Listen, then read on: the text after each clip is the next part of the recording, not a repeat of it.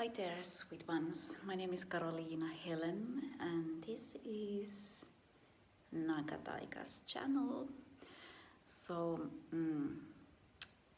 what I really felt this morning that I wanted to bring out and to talk about is hygiene,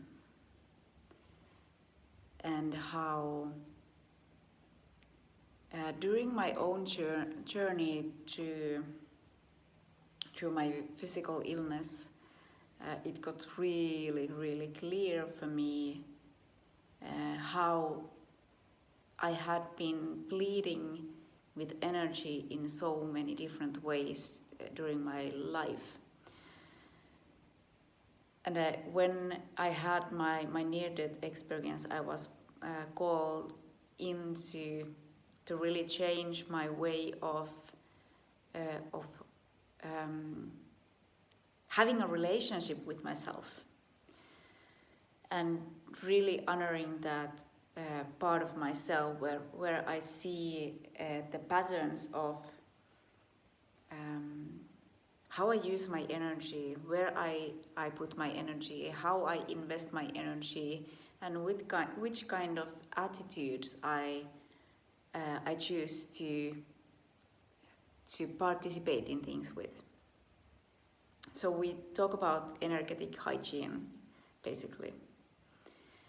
And as we are multidimensional beings, we have different kind of levels, but in the end, everything is just energy. So if we choose to look through the human lens of experience, like the 3D lens, we see mostly this physical body, like this is me. But there is so much more than just this physical layer of the being. There is all these different layers of astral bodies and spiritual bodies, energy body, like prana body, and all these different kind of colorings and layers and lenses to look this whole concept of being a human. So as I had my near-death experience, there was several things that I was called in to do. And one of them was actually going in to do the inner work of healing the inner child, and healing my stories, healing those traumas that I have been carrying with me all along and all these years. As it's so easy to just get stuck in the story and kind of keep on feeding that story, or just putting that story away and pretending that it doesn't exist. So I was called in to actually bring that story in front of me, to lift it into the daylight, to be able kind of to process all those things that I didn't know before how to do. And now I just got this channelings, this knowledge of how to process these different kind of experiences.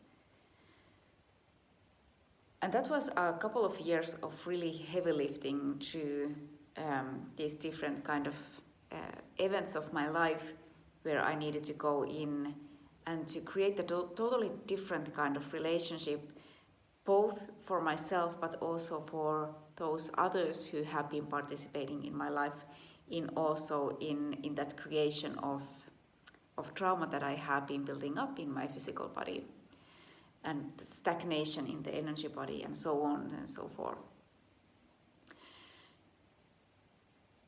And another thing was embodiment, breath, and also what was really pointed on was the emotions, to take responsibility over the emotions. And embodiment for me came in that moment with yoga. And as I have been a really physical person, I have been like really loving doing weightlifting and this, let's say, like Thai boxing and Taekwondo and long distance running, all these things that are really physical. So my yoga practice also already, even though I was really weak when I was during my cancer journey, when my body was seeking cancer, I came into the yoga practice even though quite physical, which has totally changed. I don't do that kind of practice anymore. It gets more and more subtle and more intuitive and more free in the structure of doing my yoga practice or the embodiment practice. So that was a really like bringing me into that, like not just doing the body movement, but to actually connect breath and the thought of moving energy in the body system as I moved. And that was a total like game changer for me to get that aha moment, that epiphany, that I can actually move the energy. I can be bringing energy in different parts of my body just by setting intention to pull prana or to guide prana into different parts of my body where it's most needed. And to connect breath and sound to that was like so amazing.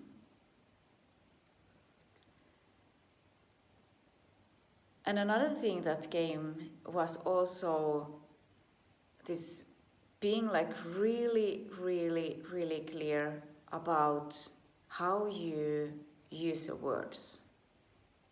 Like choosing really clearly what kind of words putting out into the weave, into the grids, into the fields of energy. As I already said, like everything is energy. Words are energy, our intentions are energy, our body is energy. This block, my yoga block, my phone is laying on, it's energy. It's different kind of energies, right? So when we choose to use our words and expressing, for example, some kind of feeling in ourselves. I noticed like this morning I was, for a moment, there was like something moving through me that just kicked me into this mode of me almost saying like, oh God, I'm so tired. And I got myself in like even thinking that, I was like, well, that's not true. I have slept well. I'm not tired. But that was actually just for me kind of this sensation of some kind of heaviness in the body and in the energy. And instead of, for me, like coming into that, because often when you say like, oh, I'm so tired, then someone says like, well, you should rest. Yeah, good idea. I just throw myself into the sofa and let myself to lay there until I'm not tired. Well, guess what? That doesn't work that way. It's rarely it works that way. Okay, if you have been actually sleeping really badly, then the rest is maybe needed and you need to have like nap or like start to have some kind of structure in your daily life so you can sleep better at night. But very many times when I talk with my clients or even when I study myself and my own patterns, the words of, oh, I'm so tired, it's kind of like an entertainment. And it's distraction and laziness kind of wanting to speak in like, yeah, I don't really feel to take any action. I don't want to participate and I don't want to take my responsibility over to do all these things that I know that I need to be participating in. So this showing out this, I'm so tired. And it's not really true many times. It's just me wanting to sneak out of something that I need to do. But what takes you out of that energy of wanting to be like small and victim and throw yourself in the sofa and just lay there and feel sorry for yourself because you are so tired, is actually movement, breath and sound. Going out to the nature, standing there, breathing, opening your arms up into the air, taking deep inhalations, exhalating through the sounds, shaking, dancing, whatever. Just taking that action of moving out of that stagnation, that heavy energy. And that's so interesting because there is these certain patterns that even though you have been practicing for years, they try to sneak in. But as more that you practice, you start to kind of notice those things sneaking in, and you immediately can like point them out, like bullshit, let's do something about this.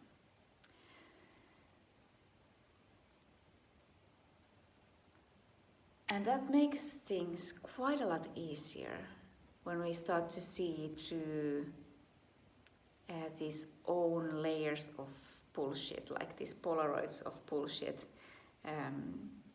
that tries to distract us from participating, doing the things that we need to do. And also the trauma and the histories and these more small fractions and particles of our stories and identities can also get quite a lot as entertainment for us. We keep on like repeating all these old things. And what came to me was like, get a more interesting story. Like, is this really that interesting? And the power lies within me to create actually the story that is more interesting for me, something that like makes me in awe and wonder, and to really expand and get excited. So that's about our own responsibility to participate in what we want to create. So we come back into the hygiene. So if you feel yourself being stuck, if you feel yourself being constantly sick, having a lot of bodily issues, for example, this has been a game changer for my stomach issues. I rarely have stomach issues anymore. So I have some other things that I work on, and it's my daily practice to actually be learning myself into to still like lifting these small particles and fragments of myself into the daylight, so I can be more aware of where I need to get even better in the energetic hygiene and keeping that hygiene. Because we all know like we need to take showers, we need to wash ourselves so we don't like make everyone to disappear around us. The same comes with the energetic hygiene. So the things that can be making that part of ourselves really wobbling is when we lose our integrity, when we lose our boundaries, when we keep on being stuck in the old stories of victimhood and traumas. So we need to go into to actually work through these things. They don't just disappear magically, like I just decide that they don't exist. That doesn't work. That is bypassing. That is denial. So we need to actually be working through all these different layers and seeing also your relationships. Where are you putting your energy that doesn't match really the receiving of the energy? That is also poor energetic hygiene. How does your home look like? How much stuff do you have? Is your home constantly in chaos? Do you tend to cling into things that you don't really use? You just like hoard things to you. That is also poor energetic hygiene. Denying your body movement is poor energetic hygiene. Not listening to what your body needs is also poor hygiene. Drinking water, when we don't drink enough of water to cleanse the body or to otherwise, like the sweating, the movement, eating good foods and drinking water is actually cleansing, it's detoxing, and that is good for your hygiene. But when we choose to just eat shit and drink a lot of nasty stuff and put a different kind of chemicals in the body, we are talking about poor hygiene. All that is energy and that affects you. So seeing, like daring to see really all these different parts of you. How does this and this affect me? How do I feel when I eat this kind of food? How do I feel when I am in relationship with this person?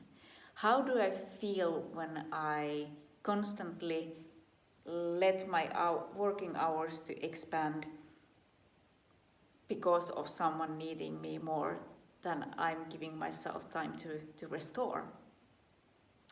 How is my relationship into taking payment of my work, taking letting myself to receive money from the work that I do? Let's put it that way. And all that comes into the energetic hygiene. So seeing like all these small fragments of your life and seeing like, where am I violating my hygiene? Where am I not being totally consciousness or being conscious over the actions? Where can I create more support for my being? So that is kind of these cornerstones of starting to create a stronger self, to get empowered, to get more energy to actually create and do the things that you need to be doing. And these are practices and things that we will be working a lot more on during Fire of the Womb Sisterhood Circle that starts 26th April, Scorpio full moon. For some parts of the world, the full moon is 27th, but here in Northern Hemisphere, it's 26th. So this is energy work. And as we start to like really want to change things, and we maybe want to start to work as a spiritual coach, or working with the spiritual practices more in and also sharing and doing that stuff, you need to be doing that on yourself first before you start to move that into others, before you start to implement that into others and teaching and giving and doing all these healing modalities. So taking care of yourself first. And during these 13 weeks we do on the Fire of the Womb, we will be doing quite a lot heavy lifting. So this circle is not just an investment of some calls for 13 weeks and a group, but it's deep work, deep personal individual work, but also working in the collective as a sisterhood, as a woman. And if you are a brother, there is definitely like so many brother circles also to participate in, even though I'm not the holder of that space. So if you long for to create like your own devotional practice for your healing and your energetic hygiene and getting empowered and having a better sense of how to empower yourself, how to bring yourself into your center, the 13 weeks of Fire of the Womb is open. There is spaces open for that. Where you can apply for that is, I'm going to drop a link into the comments or email address, and you can just let me know that you wish to be there, and I will be coming back to you in the next couple of days of more of information and so on. And I will be the keeper of the hygiene on that group, on that circle. So no shady shit in there. It's going to be. I'm going to be quite clear with the boundaries. What's okay and what's not. So just feeling that if that is something that you want to create more practice around, to have understanding of how to move your own energies, how to create practices for yourself that will be holding you in a safer space, you're welcome to join. And if that doesn't call you, it's okay. It's totally okay. But just some thoughts of how to think around having stagnation, having sickness in the body, having this nagging voices of being tired and being this and that, and all these fixations of the mind. So hope you have a beautiful Easter, and take care of yourself, and be aware of where you invest your energy. Where are you splitting your energy? And putting some intention on that energetic hygiene. Much love.